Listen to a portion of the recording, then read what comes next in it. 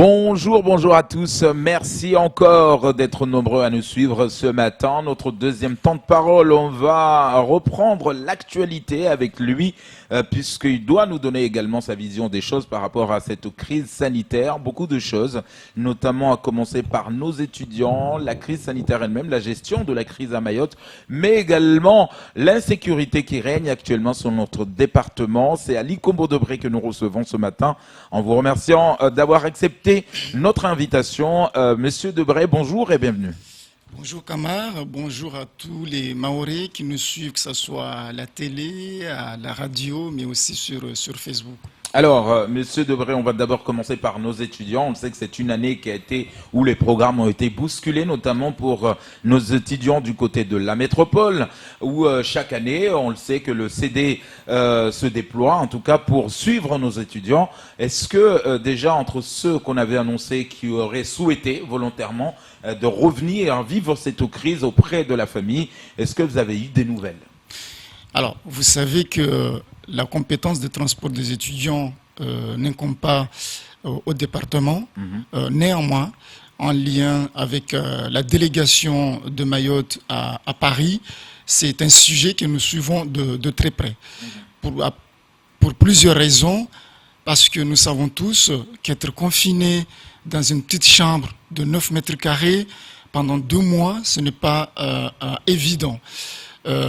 Quand vous avez les informations qui viennent de Mayotte, surtout en ce moment, avec une pandémie qui a atteint une vitesse de croisière, ça ne rassure pas. Et bien évidemment, en lien avec la ministre, comme je l'ai dit, nous suivons ce dossier. Il y avait une plateforme à laquelle tous les étudiants qui souhaitaient, parce que c'est sur la base du volontariat, il faut le rappeler, se manifester. Il y avait 2 choses. Un, c'était de donner leur date de souhait pour venir à Mayotte, mais en Suisse, bien entendu, informer d'éventuelles dates d'examen, parce que c'est quelque chose de très important. On ne va pas prendre le risque de faire rapatrier un élève, un étudiant ici à Mayotte, alors que derrière, il a une année à faire valider. Sachant que les facultés fonctionnent en autonomie, donc chaque université a sa propre période d'examen. Voilà, période d'examen. Et donc aujourd'hui, nous savons qu'il y a une décision qui a été prise au niveau du ministère, c'est déjà de dire nous prendrons en charge uniquement les élèves qui sont éligibles au passeport mobilité étudiant. Je pense que c'est une information qui n'était pas donnée au départ et donc tous les étudiants pensaient qu'ils pouvaient, s'ils le souhaitaient, venir à Mayotte. Après, derrière, une fois qu'on a pris la décision, c'est toute une organisation, une logistique, puisque nous savons que quand même bien, au niveau du territoire national, il y a eu le déconfinement depuis le 11 mai. Cela ne veut pas dire que le virus a disparu, que la crise a disparu. Néanmoins, on permet aux gens de sortir et éventuellement de vaquer à leurs occupations, surtout professionnelles, parce que l'économie a pris un coup. Et donc, ces élèves qui souhaitent rentrer à Mayotte, comme je l'ai dit, c'est toute une organisation, une logistique, parce que la question, c'est de savoir, est-ce qu'on les met en quatorzaine avant de venir à Mayotte, ou une fois qu'ils sont arrivés sur le territoire. Donc ça, c'est une question qui sera tranchée au niveau ministériel. Néanmoins, nous, au niveau du département de la PSU, parce que la DPSU, pardon, comme c'est un dossier très sensible pour nous, nous avons en tout cas donné notre opinion aux étudiants en leur disant qu'il ne serait pas souhaitable dans l'état actuel des choses de rentrer à Mayotte pour plusieurs raisons. Ils ont des dossiers à préparer. Ces élèves-là, le DSE, les chambres universitaires, pour la rentrée prochaine. Et aussi, sur le territoire, même en période normale, sur certaines zones, nous avons des difficultés de connexion. Alors qu'actuellement, avec la crise, on a privilégié le télétravail. Donc, ce qui fait que le câble Lyon 2 est très sollicité, voire même saturé. Donc, un étudiant qui rentrerait à Mayotte et que demain, son université lui dit vous avez une soutenance de mémoire, vous avez un examen à faire à distance, il pourrait se retrouver avec une connexion faible. Voilà, réellement en difficulté, ce qui mettrait en péril la validation et le passage de son année en classe supérieure. Mais nous, au niveau de la DPSU, pour ne pas rajouter de la difficulté déjà à ce qui existe, nous avons pris la décision dès le départ de maintenir la bourse pour ceux qui répondent aux critères, qui avaient eu des avis favorables au niveau des commissions, de maintenir la bourse jusqu'à la fin de l'année sans condition, puisque vous savez que nous procédons à des contrôles éventuels pour le présentiel en cours ou aux examens, ce qui nous permet des fois de faire des suspensions pour les élèves qui ne sont pas présentés. Voilà, tout à fait. Donc c'est quelque chose que nous allons continuer de faire, et là nous sommes déjà en train de réfléchir pour la nouvelle campagne, l'ouverture du site pour la nouvelle campagne de la rentrée 2020-2021, puisque nous devons préparer cette rentrée. Alors, on le sait, l'isolement, c'est surtout ça que les parents, les familles, notamment le collectif en France qui avait alerté, attention, beaucoup de jeunes Mahorais étudiants se retrouvent des fois isolés de tous, ou ils ne sont pas auprès des autres camarades.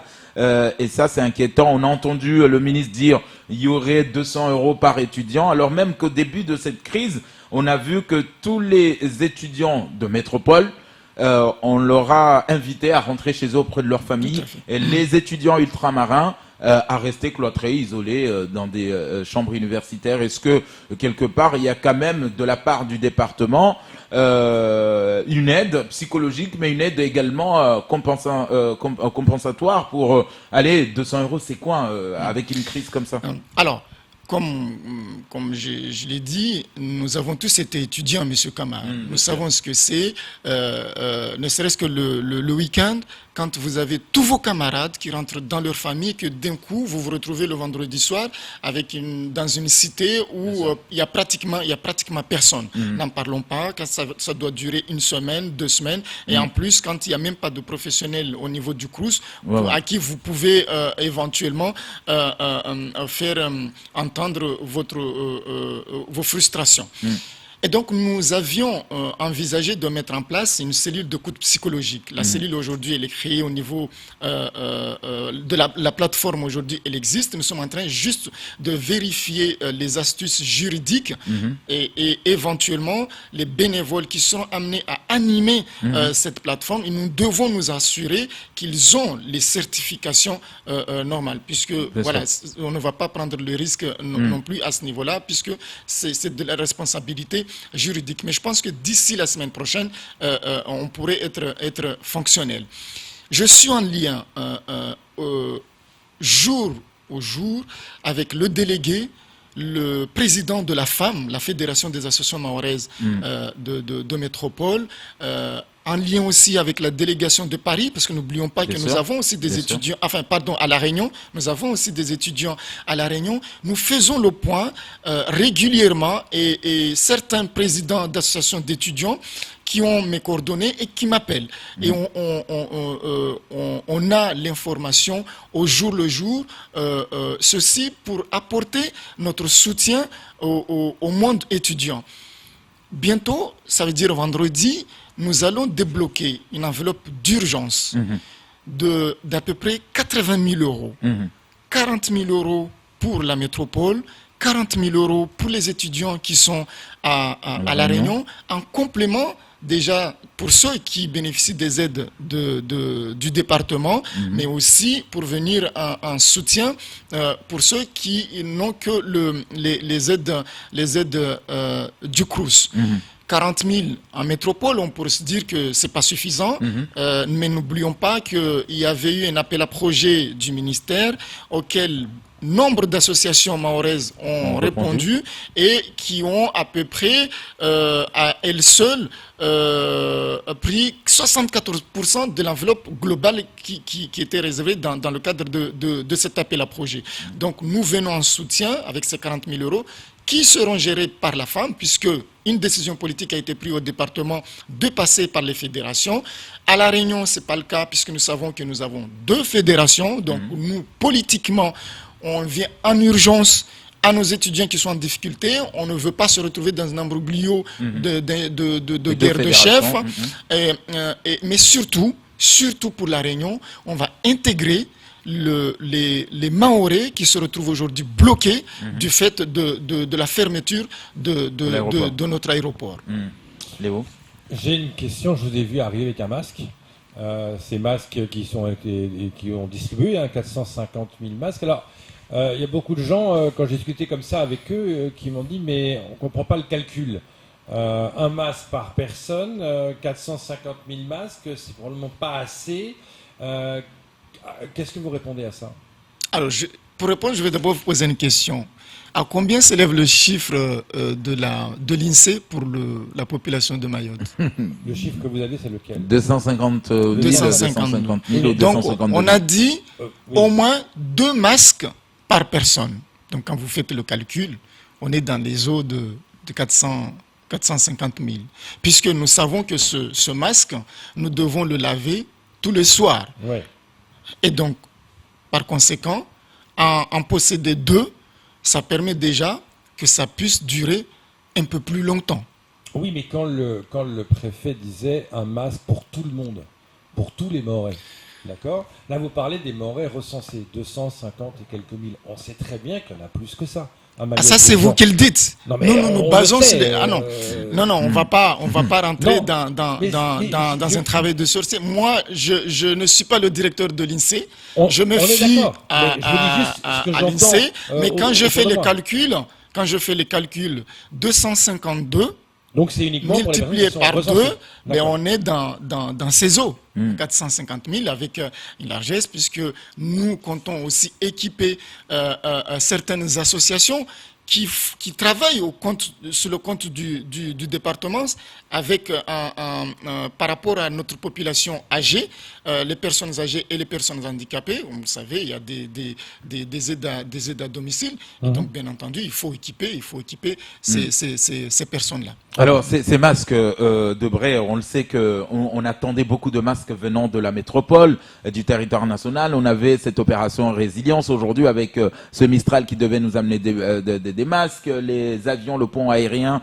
Mais quand la nouvelle est tombée en disant, finalement, c'est les couturières malgaches qui nous ont dépanné puisqu'on leur a commandé des masques. Qu'en est-il de nos couturières? C'est-à-dire qu'aujourd'hui, on avait, comme on le dit souvent, le bonheur des uns fait le malheur des autres. On avait quand même nos couturières que nous connaissions pas il y a 2 mois, qu'on a sollicité pour nous fabriquer à tous des masques. Est-ce que on les a écartés du système parce que finalement, il fallait juste, comme disait la CCI, recadrer un peu les choses par rapport à nos couturières? Est-ce que les commandes qui sont faites à Madagascar sont également faites sur le territoire, sont au niveau local pour aider ces couturières à travailler? Alors, je pense que nous sommes dans une période très compliquée où la pandémie a atteint un niveau 3 et les choses ne vont pas s'arrangeant.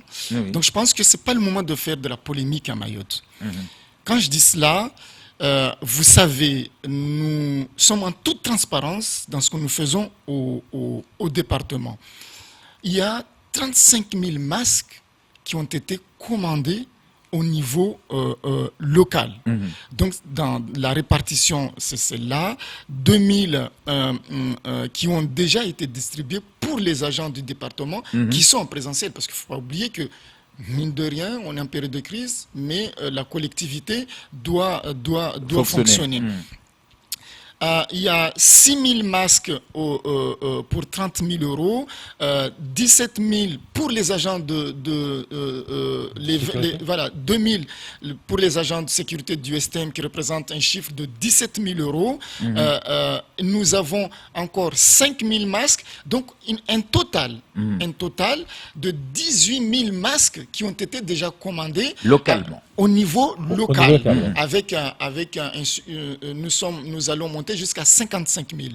Mais le problème qui se pose à Mayotte, que les gens ne disent pas, ceux en tout cas qui se targuent d'aller dans les réseaux sociaux pour vouloir monter les uns contre les autres, c'est qu'on a un problème de capacité.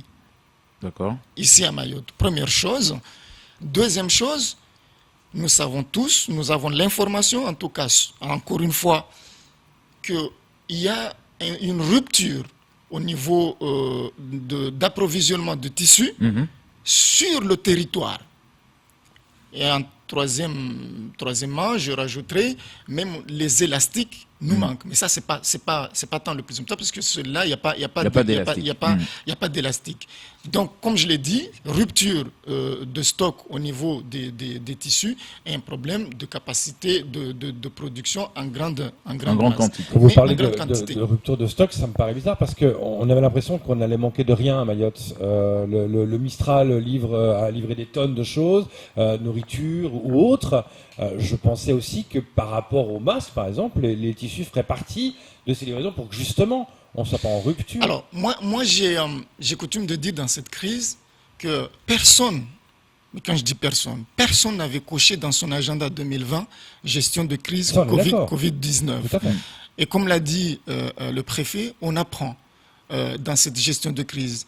Il peut y avoir des ratés, mais ces ratés-là nous permettent justement de nous remettre en cause et de rectifier, de rectifier les tirs. Si tout était facile, ça saurait, vous savez. Et donc la rupture de stock en termes de tissus, c'est quelque chose de réel. Maintenant, bien entendu, depuis que l'information nous l'avons, vous imaginez qu'il y a déjà des mesures qui ont été mises en place pour pouvoir en tout cas acheminer du tissu, puisqu'on ne peut pas laisser l'île sans... Pourquoi est-ce que vous savez plus ou moins quand est-ce que ça va être réapprovisionné? Alors honnêtement, je ne sais pas encore. Parce que vous savez que le bateau, c'est pas tous les jours qu'il est à Mayotte. Okay. Au niveau des avions, il y a le fret aussi, il y a les évacuations sanitaires. Vous savez, même nous, les 850 000 masques qu'on avait commandés en Chine, aujourd'hui sont arrivés à Paris maintenant pratiquement depuis une semaine. C'est programmé, mais comme il y avait déjà des urgences avant, donc nous sommes obligés d'attendre. Et dans les jours à venir, on aura ces 850 000 masques. Donc c'est pour ça que je dis, c'est pas le moment du tout de polémiquer. Tout à fait. Voilà. Donc, mais au moins d'avoir des délais pour savoir plus ou moins quand est-ce que les choses s'arrêtent. Alors parlons de cette gestion de crise, mon cher Debré. On le sait, beaucoup de gens ont décrié aujourd'hui, on l'a entendu dès le départ du confinement, le président du conseil départemental qui nous avait annoncé ces 5000 colis alimentaires. On a entendu l'État, notamment la préfecture, la sécurité sociale également, qui s'était déployée pour aider en tout cas les plus démunis. Mais si nous regardons bien Debré, nous avons l'impression que nous avons quand même failli. Parce que l'État ou le département, ou en tout cas les autorités eux-mêmes qui disaient « Attention, faut respecter les gestes barrières, faut respecter les règles de distanciation sociale ». Mais quand on a vu cette distribution, au départ, c'est de la mascarade. C'est-à-dire que, vous l'avez dit à l'instant, le préfet l'a dit, nous apprenons au jour le jour par rapport à cette crise. Mais quelque part, est-ce qu'il n'y avait pas un autre moyen aujourd'hui de rassembler des personnes ou de leur donner le bon alimentaire ou le colis alimentaire que de rassembler des gens? Et on a vu qu'on a eu du mal. Personne n'a eu le réflexe de dire stop, on arrête parce que là, c'est de la mascarade. Pour répondre à votre question, M. Kamar, je pense qu'on se connaît maintenant après 5 ans de mandat. Je n'ai pas comme habitude de jeter la pierre sur l'autre. Ce que je peux dire, nous, au niveau du département, il y a eu des distributions qui ont été faites. Je ne pense pas que vous ayez entendu qu'il y a eu des couacs. C'est-à-dire au niveau du département, la gestion, elle a été là. Parce que justement, on a tiré les conséquences de ce qui s'est passé par rapport aux autres, puisque la distribution au niveau du département est venue un peu plus tard. Donc on a tiré justement les enseignements, et aujourd'hui on peut s'en féliciter de dire qu'on a pu respecter.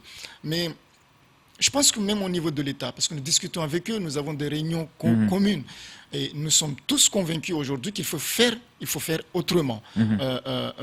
Mais tout ça, dans tout ce qu'on dit, tout ce qu'on peut mettre en place, les masques, le nombre de masques qu'on peut en commander, des tests, ça n'exclut en rien le respect des gestes barrières. Et le respect de ces gestes barrières, c'est une affaire de tout le monde. Le civisme, c'est tout un citoyen. Quand même bien, on vous appelle, Monsieur Camar, nous trois, on doit aller récupérer des bons ou des colis alimentaires, mais nous savons que nous devons déjà pour nous-mêmes et pour c'est-à-dire d'abord notre responsabilité à nous. Tout à fait. On est tous des adultes et j'ose croire des adultes aussi responsables. Parce que quand j'entends des gens même dire que non, la maladie n'existe pas. Est-ce que ça, c'est la faute de la directrice de l'ARS? Est-ce que c'est la faute du préfet? Alors que les messages sont là, les nombres de cas qui augmentent tous les jours, mais vous sortez dehors, Monsieur Camar, vous entendez encore des gens dire « Ah, mais vous savez, ça vient de Dieu, si Dieu veut que on l'aura. » Ben voilà. Donc aussi, il y a de ce côté-là quelque chose à nous, population, une prise de conscience collective, parce que on est en phase 3, M. Camar. On est le seul territoire aujourd'hui où on n'a pas de visibilité en termes de confinement. Et je sais que les messages sont... Encore hier, nous, on a validé un spot au niveau du département qui va passer dans vos antennes et ceux de vos homologues, maîtres premières. Mais tout ça, si on a une population qui ne prend pas conscience de la mesure de cette difficulté, malheureusement, on n'en sortira pas gagnant. Alors parlons d'insécurité et parlons d'un civisme. On l'a vu, tous ces miringués, tous ces rassemblements, tous ces débordements, cette violence urbaine qui n'a pas arrêté. Est-ce que aujourd'hui au niveau du département, il y a eu cette cellule de crise au départ, quand ça a commencé à Kaweni, tout le monde a indexé le village de Kaweni, oui machin, et pourtant rapidement les adultes relais, comme on les appelle du côté de Kaweni, ont rassemblé un peu ces jeunes pour leur parler, mais est-ce qu'il y a eu quand même une cellule de crise au niveau du département, dire voilà, monsieur le maire, on vous donne vos responsabilités, nous on est département, on peut pas s'occuper du Grand Mamoudzou par exemple, c'est à vous de le faire, ou vous avez sollicité le préfet, qu'en est-il en tout cas au sein du département par rapport à toute cette incivilité? On est en période électorale, on va faire très attention à ce qu'on dit. D'accord. Au niveau des municipalités, ils sont à leur 6e année de mandat. Est-ce que c'est à moi, Kombali Debré, de rappeler au maire de Mamoudzou ce que ses responsabilités en termes d'insécurité? Je ne pense pas. Mais bien entendu, comme on le dit, nous sommes là. Je pense que c'était au maire. Vous savez, on a une chance inouïe à Mayotte, au niveau de la commune de Mamoudzou, on a 6 élus départementaux. Il faut quand même pas l'oublier. Mais quand j'entends un élu qui vient dire qu'il y aurait des politiciens derrière pour manipuler ces jeunes... Alors ça fait longtemps que ça court. C'est clair. Oui, mais justement, parce que ces problèmes à Kaweni ou ailleurs dans la commune de Mamoudzou, ça ne date pas par rapport au confinement. Ça n'a rien à voir avec les élections municipales. Cette violence, cette délinquance juvénile, ça fait un bon moment que c'est installé dans la commune de Mamoudzou. Sinon, on n'aurait pas mis des caméras. Alors, donc, venir dire ici qu'il y aurait des adultes et même des élus derrière pour... Je pense que ce n'est pas responsable. Quand on est un élu, il faut comprendre que la parole d'un élu, ça compte, ça porte. Et venir ici, accuser, sans preuve en plus, sans preuve, parce qu'aujourd'hui, je l'ai encore écouté, il dit on va porter plainte, la commune va porter plainte contre X. Oui, elle a déposé plainte contre X pour mais pourquoi contre X? Si vous dites qu'il y a des élus, mais il faut les dénoncer, parce que ça veut dire que ce sont des élus irresponsables. Bien sûr. Donc moi, encore une fois, Nous, le département, on est là. Ce qu'on peut faire, ce qu'on dit, que ce soit pour le préfet ou les autres, on est à côté de vous. On apportera notre pierre à l'édifice comme on l'a fait. Vous savez, on a validé ce qu'on appelle les brigades de vigilance pour un montant d'à peu près 400 000 euros. C'est un dispositif qu'on va mettre en place en lien avec la préfecture. Et donc, ce seront des adultes qui auront à encadrer des bénévoles dans l'objectif, justement, de lutter contre cette délinquance juvénile. Mais ce que j'observe, parce que je vais peut-être vous apprendre quelque chose, Monsieur Camara, moi, ça m'étonne. Peut-être qu'on ne peut... Le maire se dit, je ne veux pas discuter avec les élus du département, mais déjà sa propre municipalité. Vous savez qu'il y a un courrier qui court où les élus de la municipalité demandent un conseil municipal. Un conseil municipal du genre, justement pour discuter de ces thématiques.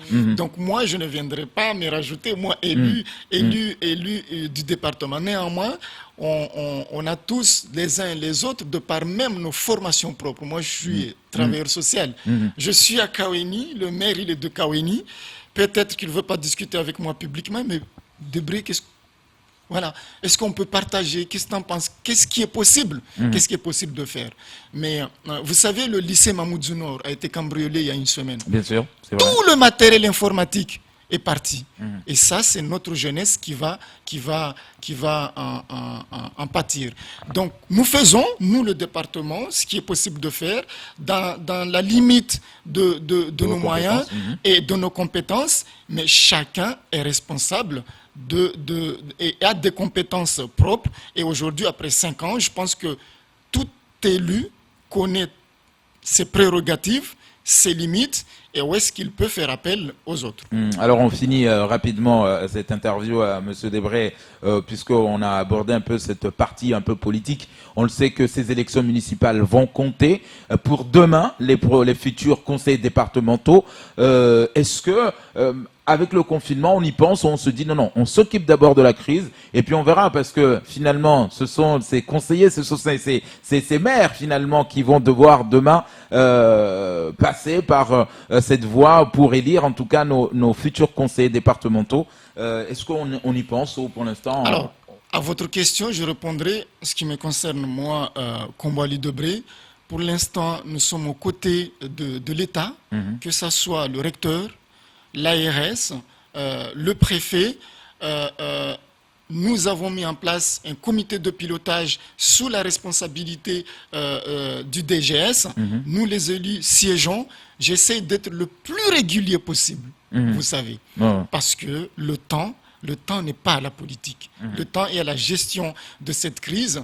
Les Mahorais nous regardent, nous observent. Ils sont inquiets et nous devons faire en sorte de leur apporter soutien, mais aussi des réponses à chaque fois que c'est possible à leurs inquiétudes. Viendra le temps de la politique, bien entendu, mais pour l'instant, je pense que nous avons suffisamment à faire avec cette crise sanitaire. Et donc, du coup, me concernant, je n'ai pas encore le temps de penser aux élections, que ce soit municipales ou cantonales. Merci beaucoup, Monsieur Debré, d'être venu répondre à nos questions ce matin. Ça sera tout pour ce temps de parole.